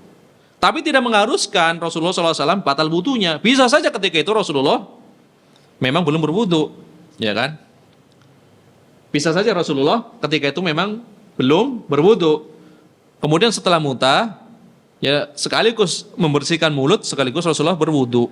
Kan tidak masalah. Karena di sini wudunya itu apa dilakukan adalah setelah muntah. Wudu setelah muntah tidak menunjukkan bahwasanya muntah itu penyebab Rasulullah wudu. Maksudnya ada kemungkinan seperti itu, tentu ada kan? Tapi ada kemungkinan yang lainnya, ya. Jadi maknanya apa? Bisa dibawa ke makna penyebab wudunya Rasulullah SAW adalah karena batal. Batalnya disebabkan karena muntah. Atau kemungkinan kedua, memang dari tadi Rasulullah belum berwudu. Ya, kemudian ketika itu Rasulullah muntah, setelah itu Rasulullah baru berwudu. Kan ada dua kemungkinan. Ini yang pertama, ya. Kemudian di sini permasalahan terjaganya riwayat, ya kan? Ada beberapa lafaz ini kan dikatakan fatawaddoa. Nabi SAW berwudu, ya. Kemudian qa'a, Nabi SAW muntah. Setelah Nabi SAW muntah, kemudian disambung, ya. Disambung setelahnya adalah Rasulullah berbuka, kemudian Rasulullah berwudu. Nah, disinilah ada pembahasan di kalangan para ulama. Apakah lafaz Rasulullah berwudu itulah lafaz yang mahfud, yang terjaga, atau tidak? Rasulullah muntah, kemudian Rasulullah berbuka. Ini mahfud. Apakah fatawaddoa? Maka Rasul kemudian berwudu. Apakah ini lafaznya mahfud terjaga? Ini kan diperselisihkan oleh para ulama.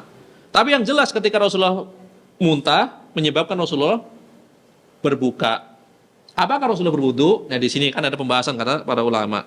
Ya, sebagian mengatakan riwayatnya mahfud, sebagian mengatakan riwayatnya tidak mahfud. Berarti di sini ada khilaf di kalangan para ulama. Ya. Karena dua hal tersebut, yang pertama bisa dimaknai kemungkinan-kemungkinan, wudunya bukan karena batal, karena memang dari tadi berwudu. Yang kedua, lafaznya yang mahfud itu adalah lafaz yang mana? Ini kan dua hal ini menjadi para ulama berselisih di dalamnya, ya, menyebabkan para ulama berselisih di dalamnya. Karena memiliki beberapa kemungkinan. Maka tidak bisa secara mutlak dijadikan sebagai dalil, bisa dijadikan sebagai dalil, ya, tetapi bisa pula diingkari, kan seperti itu, karena tidak ada kejelasan. Kecuali nanti ada dalil lain yang mendukung riwayat ini, baru bisa dikuatkan dengan dalil tersebut. Intinya, pendapat pertama bahwasanya suatu yang najis yang keluar dari selain dua jalan itu menyebabkan wudunya batal. Ini pendapat pertama. Pendapat yang kedua, suatu yang najis yang keluar dari selain dua jalan itu tidak menyebabkan wudunya batal, ya. Maka seorang yang muntah, seorang yang mimisan, itu wudunya dalam keadaan wudunya tetap, ya. Seorang itu tetap dalam keadaan dianggap masih suci, masih berwudu. Seorang berwudu, kemudian muntah, kemudian mengeluarkan darah mimisan, tetap dalam keadaan suci. Ya, ini pendapat kedua, tetap dalam keadaan suci. Inilah pendapat Imam Syafi'i. Kemudian pendapat Imam Malik dan sebuah riwayat dari madhab Hambali. Selalu ada riwayat dari madhab Hambali, ya. Jadi setiap pendapat selalu ada madhab Hambalinya nih. Jadi nggak pernah keluar dari madhab Hambali. Bismillah.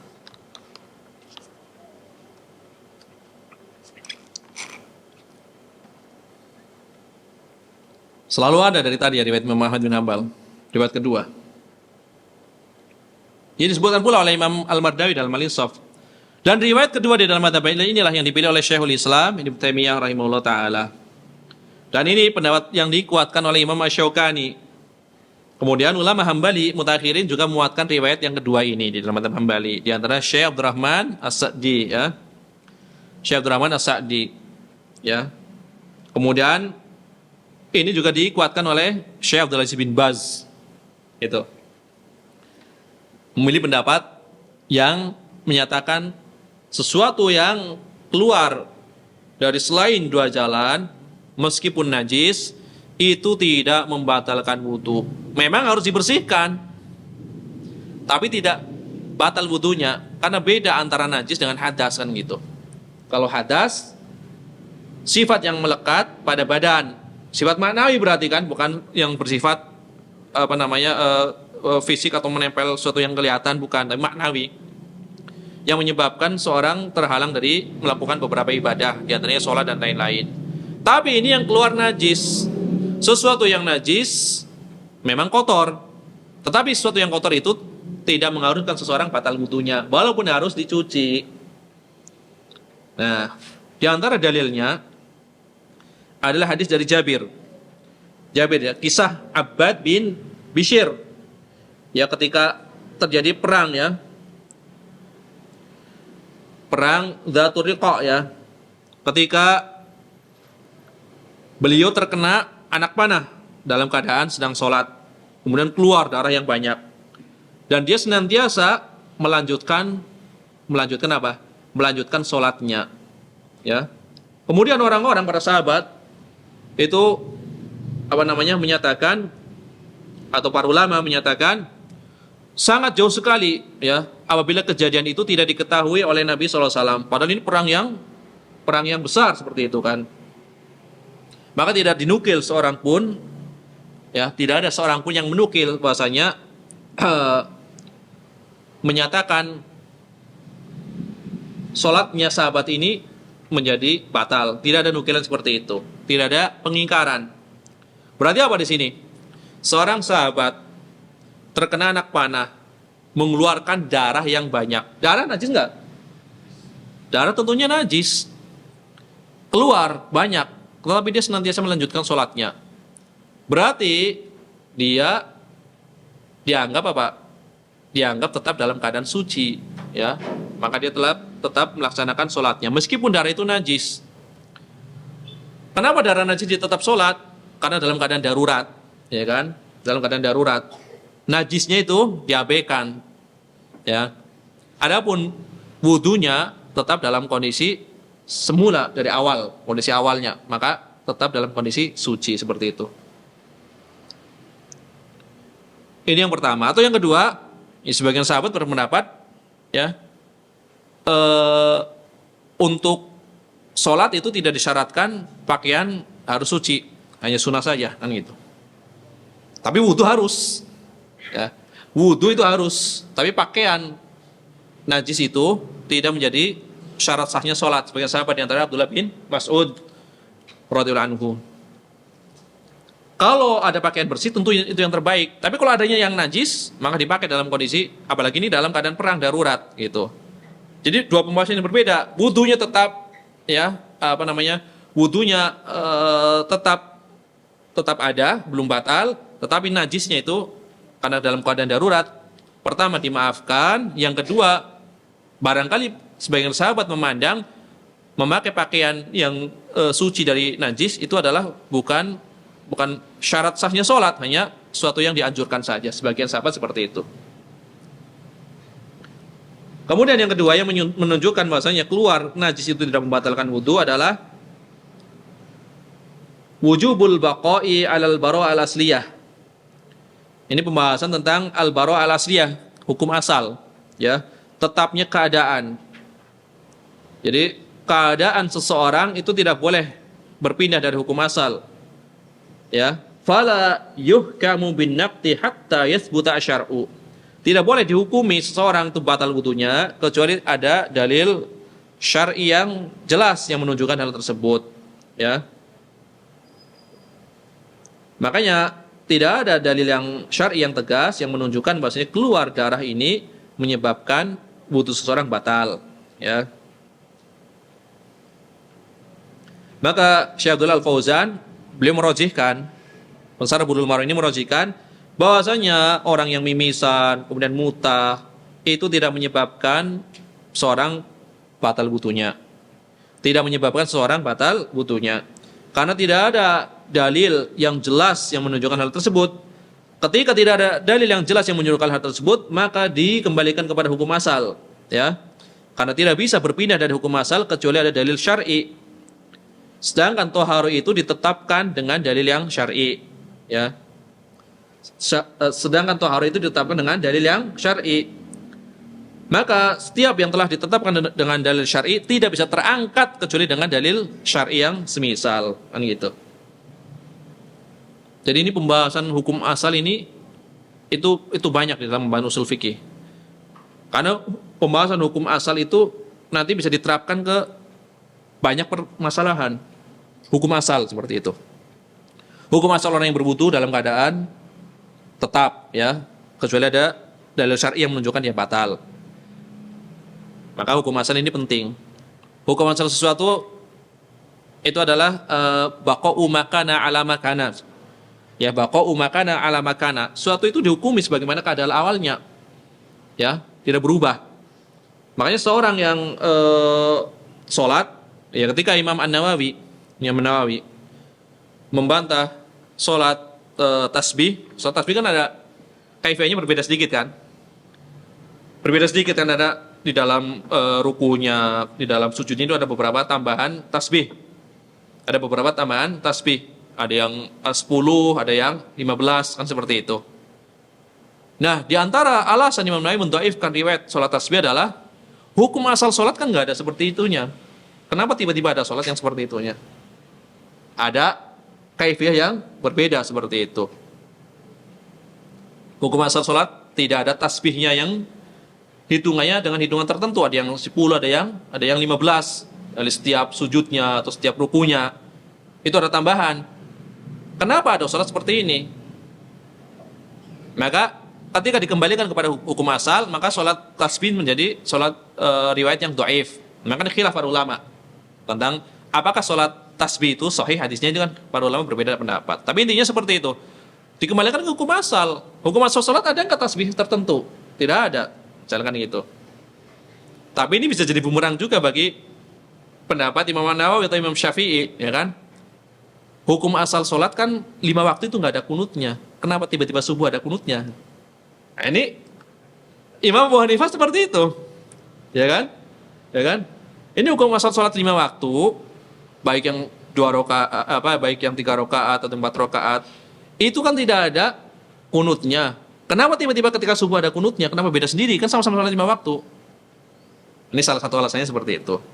Walaupun nanti ada bantahan-bantahan juga kan seperti itu. Nah, artinya apa? Pembahasan ya al-bara' al-asliyah itu banyak diterapkan di dalam beberapa perkara. Al-bara' al-asliyah, hukum asal itu seseorang itu tidak terkena beban. Hukum asal seseorang tidak disuruh tasbih yang banyak dalam setiap sholat. Hukum asal seseorang tidak dibebani untuk melakukan kunut di dalam sholat 5 waktu, kan seperti itu. Ya. Tetapi pembahasannya tidak tidak sesederhana itu. Tentu nanti akan kita bahas insya Allah ketika memasuki pembahasan kunut, ya, yang panjang. Ya, nanti kita kuatkan dalil-dalil yang mensunahkan kunut subuh dengan para sahabatnya. Baru nanti dalil-dalil yang menyatakan kunut subuh bid'ah. Ntar bingung dulu kan itu. Ya. Yang sunnah ya dinukil dari ya belasan sahabat. Yang bid'ah pun dari belasan sahabat. Ya 50-50 dari nanti. Ya. Maka kata Syekh Abdullah Fauzan, berarti beliau memilih pendapat siapa? Memilih pendapat jumhur ulama dan riwayat kedua di dalam madhab Hambali. Ya. Jadi sesuatu yang najis tersebut harus dibersihkan, tetapi tidak menyebabkan wudunya batal, seperti itu. Maka Syekhul Islam Ibnu Taimiyah mengatakan, idza tawaddaa ya minar ru'af fa huwa afdal wa la yajibu alaihi fi adhari qaulayil ulama. Apabila seseorang berwudu disebabkan karena mimisan, tentu itu yang terbaik, kata Ibnu Taimiyah. Akan tetapi hal tersebut tidaklah wajib. Ya, menurut pendapat yang azhar yang lebih kuat dari 2 pendapat di kalangan ulama. Ini diterangkan oleh Imam Ibnu Taimiyah di dalam Al-Fatawa, ya. Wa qala aidan, di dalam tempat yang lain Ibnu Taimiyah mengatakan istihbabul wudu'i ya minal qai ya mutawajjihun dhahirun wal fi'lu innama yadullu al istihbab. Disunahkannya berwudu apabila seorang muntah, ya. Itu dalil yang digunakan itu termasuk dalil yang kuat. Akan tetapi perbuatan tersebut hanyalah perbuatan yang sifatnya istihbab, sunnah saja dianjurkan, tidak sampai wajib. Ya. Adapun tadi 2 perkara yang lainnya, batalnya wudu disebabkan karena madhi, ya. Maka kan tadi ada berapa perkara sih? Yang madhi yang beda ya. Kan ada muntah besar, muntah kecil, kemudian mimisan, kemudian madhi. Adapun berkaitan dengan madhi, batalnya wudu disebabkan karena keluarnya madhi, ini adalah ijma. Ijma, para ulama telah berijma, seorang yang keluar madhi maka wudunya batal, ya. Adapun darah, ya, selain mimisan yang dia keluar dari badan selain 2 jalan. Nah, pertama selain mimisan, yang kedua keluar dari badan selain dari 2 jalan. Maka nanti akan ada pembahasan, ya, ketika memasuki hadis Anas bin Malik yang berkaitan dengan apa? Nabi berbekam.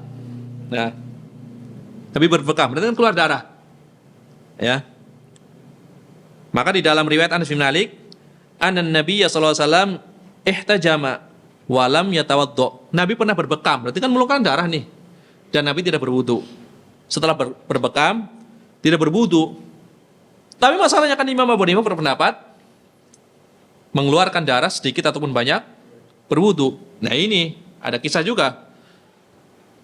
Ya Imam Abu Hanifah kan bertemu dengan Imam Malik bin Anas. Ya. Dan jelas madhabnya Imam Abu Hanifah keluar darah sedikit ataupun banyak menyebabkan batal wudunya. Maka khalifah di zaman Imam Malik siapa? Ya. Di zaman Imam Malik siapa? Khalifahnya yang ditemui oleh Imam Abu Hanifah. Ya. Khalifah dari Abbasiyah. Kan? Di zaman Imam Malik udah ada khalifah ini. Ya. Bukan Marwan kan tadi. Ya. Kan yang terkenal ya Harun ar-Rasyid, tapi sebelum Harun ar-Rasyid ya Abu Ja'far al-Mansur, ya Abu Ja'far al-Mansur. Sebenarnya ada filmnya juga, Khalifah Abu Ja'far al-Mansur.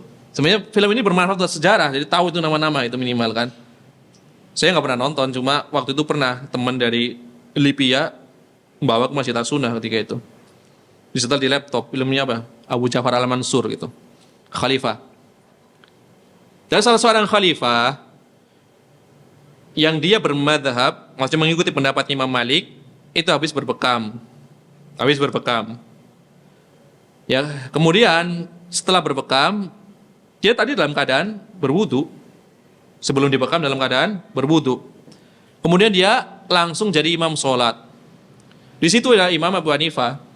Ada Imam Abu Hanifah. Padahal Imam ini berpendapat apa? Sedikit banyak membatalkan wudu seperti itu.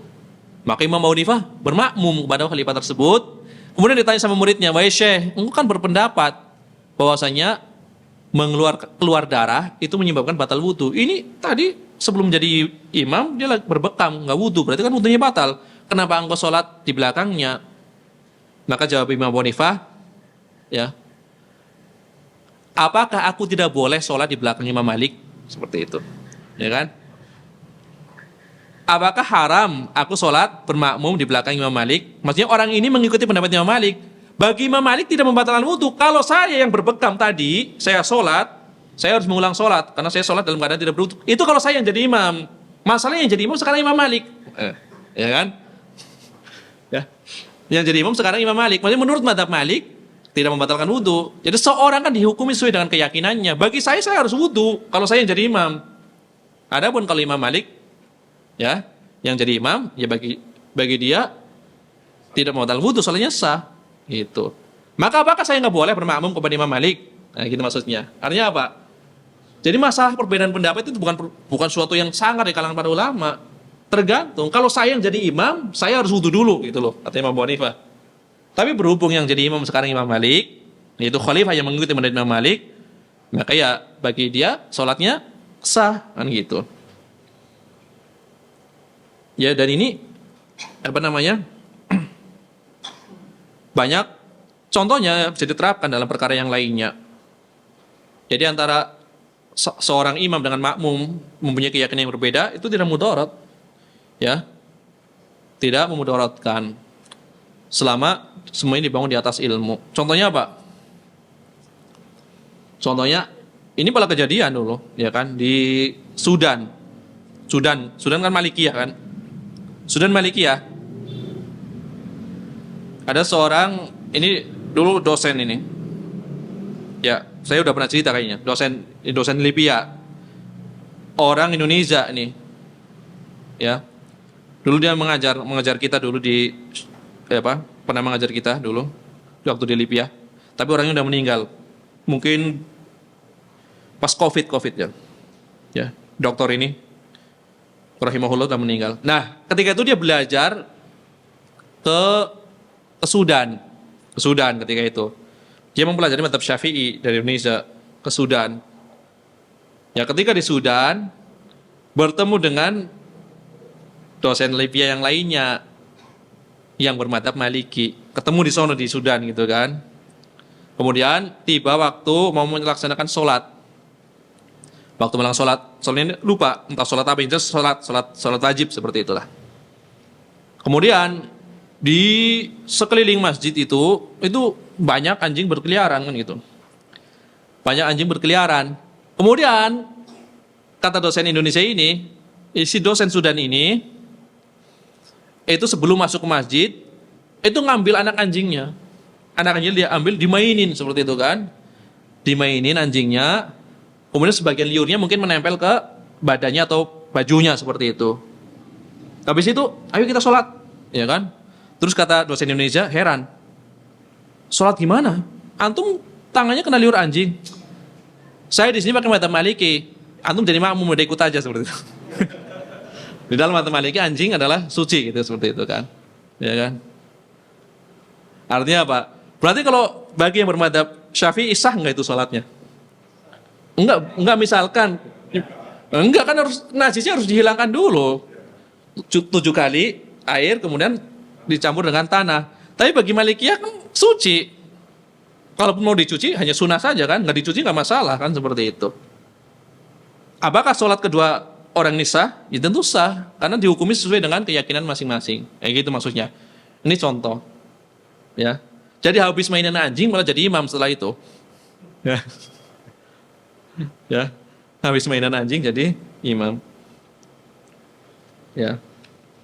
Ya kalau di Indonesia tentunya gempar kan gitu. Ini contoh saja. Jadi seorang itu dihukumi sesuai dengan keyakinannya. Ya. Orang meyakini sesuatu itu wajib, dia melanggarnya, dia tentu berdosa. Tapi yang lain meyakini ini sunnah. Tentu apabila tidak dilakukan dosa enggak? Padahal sama-sama perbuatannya. Dua orang, yang satu meyakini wajib, yang satu meyakini sunnah. Yang meyakini wajib melanggar ini, tentu dosa. Yang meyakini sunnah tidak melakukan ini, tentu tidak berdosa. Ya, perbuatannya sama, hukumannya berbeda. Gitu. Perbuatannya sama, hukumannya berbeda. Makanya ini penting, ya. Di dalam melakukan suatu ibadah harus diilmui, ya. Harus diilmui. Mengilmui sesuatu, mengetahui hukumnya, hukum itulah yang akan menjadi hisab nanti kita pada hari kiamat. Ya. Jadi perkaranya bukan masalah ini haram ini halal, tergantung dari sisi pendapat apa yang diambil. Ya kalau mengambil suatu pendapat yang haram, konsekuensinya melanggar berarti diancam dengan siksa. Jika Allah tidak mengampuni kan seperti itu. Ya misalkan berpendapat ini yang populer aja. Isbal sombong atau tidak sombong hukumnya haram misalkan. Antum melanggar, dosa enggak? Ya dosa, jelas kan itu kan. Tapi kalau berpendapat makruh, kalau tidak sombong, dosa enggak? Ya tentu dia dosa. Padahal sama-sama perbuatannya, tapi yang satu dosa, yang satu enggak dosa kan itu. Ya, ini contoh seperti itu. Jadi apabila seorang sudah meyakini sesuatu yang wajib, harus dilaksanakan, gitu. Harus dilaksanakan, konsekuensinya seperti itu. Karena konsekuensi meninggalkan wajib tanpa ada udzur itu diancam dengan siksa. Ya kan? Kan dikatakan ya ma tu'ida bil iqabi ala tarkihi. Wajib itu adalah yang diancam dengan azab bagi yang meninggalkannya. Diancam ya, karena ini kan di bawah kesyirikan dosa seperti ini misalkan. Maka tahta masyiatillah dan banyak lagi contoh yang lainnya. Kemudian ini pelajaran yang terakhir dari hadis ini.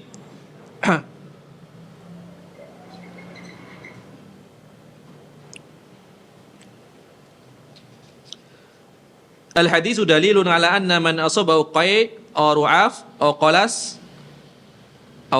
aw madhyun, bisa dibaca madhyun, bisa dibaca madhyun, ya dua bacaan ya, madhyun atau madhyun.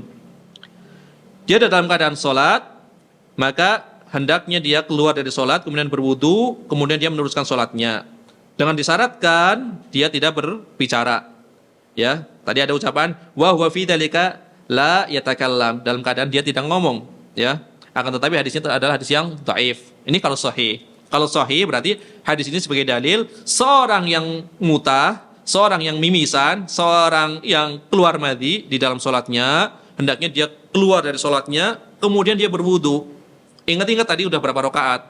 Setelah berwudu, balik lagi melakukan salat tapi nyambung saja. Kalau 2 rakaat, isya berarti nambah 2 rakaat. Dengan syarat ketika dia berwudu tadi tidak ngobrol. Itu. Ya. Tetapi hadisnya adalah hadis yang dhaif. Ini kalau sahih maksudnya. Ya. Tetapi hadisnya adalah hadis yang dhaif. Ya. Maka yang betul apa? Riwayat-riwayat yang lalu yang namanya madhi, kemudian buang angin kentut, itu jelas membatalkan wudu dan otomatis sholatnya batal, harus diulang dari awal kalaupun berwudu. Nabi mengatakan, idza fasa ahadukum fis sholat, jika salah seorang di antara kalian kentut yang enggak ada bunyinya, ini ada fasa, ada durot. Fasa itu fiilnya, idza fasa ahadukum, jika salah seorang di antara kalian kentut di dalam sholatnya, kentut yang enggak bersuara. Nanti ada durot, kalau durot ada suaranya. Ya. Ini fasa, ya. Fasa fiilnya. Maka isinya fusa. Yang enggak ada suaranya fusa. Fiilnya fasa. Ya. Kalau yang ada suaranya adalah durot. Nah, itu. Jika salah seorang di antara kalian kentut dalam keadaan dia sedang sholat, falyansarif. Ya. Maka hendaknya dia keluar dari sholatnya, waliyatawaddo, dan hendaknya dia berwudu, wal yu'idis sholat, dan ulang lagi sholatnya. Ini diulang lagi sholatnya. Ini hadis riwayat yang diriwayatkan oleh 5 orang imam, 4 sunan dan Imam Ahmad bin Hambal. Tapi sebenarnya 4 orang karena kecuali Ibnu Majah. Ya, akhrajahu al-khamsah illa Ibnu Majah. Ya, berarti Imam Ahmad, Abu Daud, Nasai dan Tirmidzi. Dan ini disesuaikan oleh Imam Ibnu Hibban, ya. Tetapi lagi-lagi hadis tersebut adalah hadis yang dhaif, walaupun maknanya adalah makna yang sahih. Artinya apa? Kentut tersebut memang membatalkan wudu. Ketika membatalkan wudu, otomatis sholatnya batal, sebagaimana telah diterangkan dalam hadis yang lalu. Jadi bukan membangun sholatnya. Maksud membangun bukan meneruskan sholatnya, enggak. Tapi yang betul adalah mengulangi sholatnya. Ya. Ya, inilah beberapa pelajaran yang bisa disampaikan pada kesempatan kali ini. Insya Allah pada pertemuan yang akan datang adalah hukum memakan daging unta. Apakah membatalkan wudu atau tidak memakan daging unta? Ini ada perbedaan pendapat di kalangan para ulama. Jumhur mengatakan tidak batal. Di dalam mazhab Hambali menyatakan batal wudunya disebabkan karena makan daging unta. Ya, karena nanti ada hadis, ya. Perkara yang terakhir adalah yang ditetapkan oleh Rasulullah SAW tidak berwudu dari memakan sesuatu yang disentuh api. Disentuh api biasanya apa? Ya daging-dagingnya ini panggang, termasuk di dalamnya daging unta seperti itu. Itu perkara terakhir. Lalu nanti dijawab, perkara terakhir memang seperti itu, daging secara umum, tapi dikecualikan daging unta kan gitu. Kalau daging secara umum iya, daging sapi, kambing, memang tidak perlu wudu, tapi khusus daging unta, karena unta mempunyai keistimewaan nanti, ya, di antara diciptakan dari syaitan dan seterusnya, kemudian sifat panas dan seterusnya, nanti ada pembahasannya. Iya, karena syaitan itu tercipta dari unta itu tercipta dari syaitan. Nah, takwil tercipta dari syaitan itu apa itu pembahasannya? Apakah maksud tercipta adalah tabiatnya atau memang asal penciptaannya? Itu ada pembahasan. Ya, demikian yang bisa disampaikan. Subhanakallahumma bihamdika asyhadu an la ilaha illa anta astaghfiruka wa atubu ilaik. Walhamdulillahirabbil alamin.